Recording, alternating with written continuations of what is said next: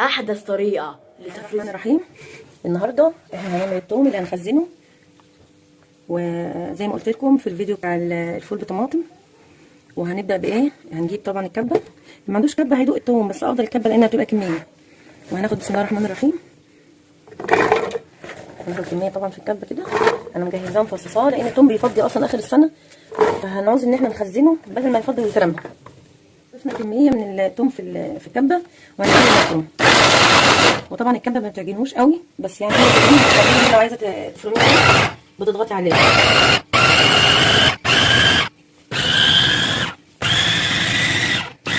على حسب ما انت حابه، عايزه تفرميه قوي، عايزه تفرميه عايزه تفرميه كشف، فزي ما تحبي. كده الثوم معايا اتفرم، هنطلعه طبعا، نشيل الموتور ونطلع طبعا الثوم زي ما شايفين كده. الثوم اهو، عايزين تفرموه اكتر من كده تنعموه ماشي، عايزين تخلوه زي ما هو كده ماشي. طبعا احنا هنعمل كميه، هنكمل وبعدين هوريكم احنا بنعمل فيه ايه.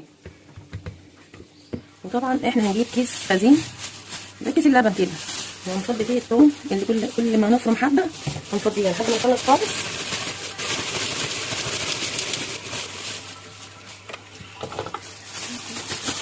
وهنكمل ماشي. الحبه دي يعني ايه، هتبقى في كيس لوحدها.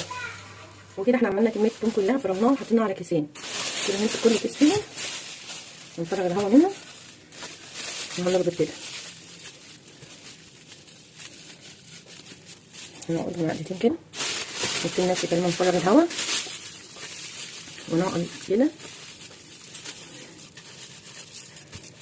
ونيجي بقى بعد ما عملنا ده كله نجيب البلانشه على ظهرها، ونيجي هندوسها الثوم كده لحد ما نجيب السمك اللي ايه يفرد بالكيس كله كده بعد ما قفلناه.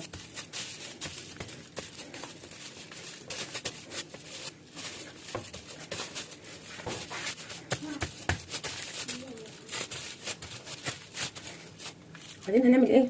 الخطوه اللي بعد كده هنجيب مسطره او ظهر سكينه، وهنيجي هنعمل زي ايه كده وندوس ماشي. في هوا في الكيس، فانا هحاول افرغ الهوا اللي فيه ده علشان مش عارفه اقطع كويس. بالشوكه كده عشان افرغ الهوا.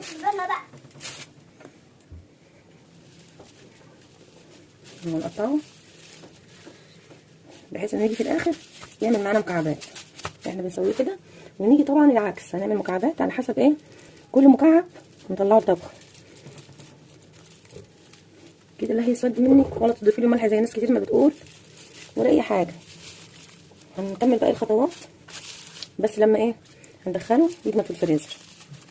وطبعا السمك بتاعه تخين شويه فعشان كده مغلبني، انما في الاخر هو هيظبط معانا لما بيجمد، بيطلع بمنتهى السهوله اهو كده بقى مكعبات، وبيفضل على البلانشه زي ما هي، وهندخلها الفريزر. وكده خلصنا الكميه كلها اللي احنا هنفرزها، وزي ما حضراتكم شايفين انا مقطعاها مكعبات بظهر سكينه او بمسطره، المهم ان حاجه تقطع معانا كويس. وكده احنا الخطوه اللي بعد كده هندخلها في الفريزر لحد ما يجمد. وكده هندخلها في الفريزر لحد ما ايه ما تجمد. وكده ده الشكل النهائي بعد ما طلعناه بعد ليله كامله. وهنحضر براطين زي كده، او ممكن نسيبه في اكياس خزين برضه بعد ما نوريكم الخطوه الجايه دي. وكده هنجيب سكينه وهنحاول ان احنا نيجي في الحتت اللي احنا مقطعينها بالمسطره، وهنحاول نضغط جامد لانه هيبقى عشان انا عاملاها تخينه شويه. انتوا ممكن تعملوا ادق من كده تتكسر بالايدين عادي، انما بالطريقه دي هتبقى جامده شويه.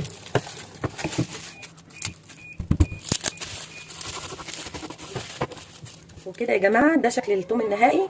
كده قطعناه مكعبات زي ما انتم شايفين، المكعب يعني ممكن بمقدار راس ثوم. احنا بنطلع بقى مكعب مكعب، لان لو طلعنا الكميه كلها هتبوظ، فبنطلع المكعب يفك على قد الطبخ بس. وكده بنخزن، بنجيب برطمانات زي كده، ولو ما فيش برطمانات ممكن اكياس خزين عادي هتنفع.